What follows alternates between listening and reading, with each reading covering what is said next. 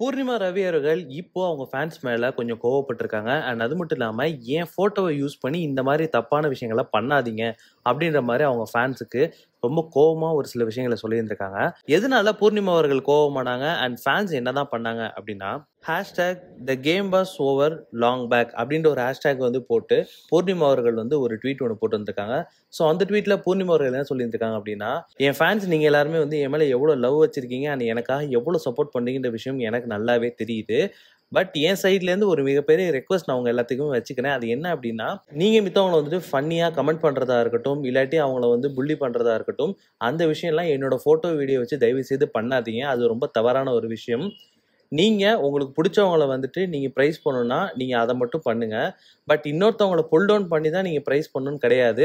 So தயவு செஞ்சு இந்த மாரி விஷயத்த நீங்க திருப்பி பண்ணாதீங்க.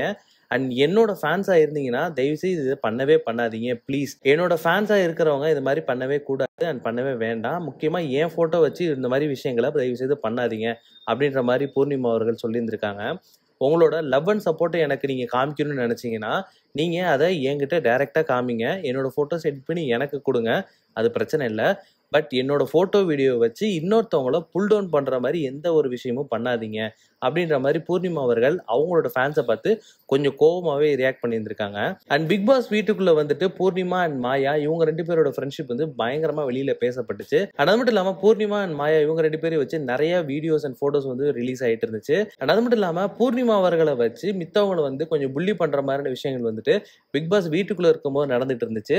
பட் பிக் பாஸ் முடிஞ்சது இத்தனை நாள் கழிச்சுமே வந்துட்டு அந்த விஷயங்கள் வந்து இன்னும் கண்டினியூ ஆயிட்டு இருக்கு. அண்ட் பூர்ணிமா அவர்களோட ஃப்ரெண்ட்ஸ் வந்துட்டு இன்னமும் ஒரு சிலரை வந்துட்டு பயங்கரமா புல்லி பண்ணிட்டு இருக்காங்க. அண்ட் அவங்கள வந்து பயங்கரமா புல் டவுன் பண்ணிட்டு இருக்காங்க அப்படின்ற விஷயம் வந்து பூர்ணிமா அவர்களுக்கு இப்ப காதுக்கு போயிருந்திருக்கு.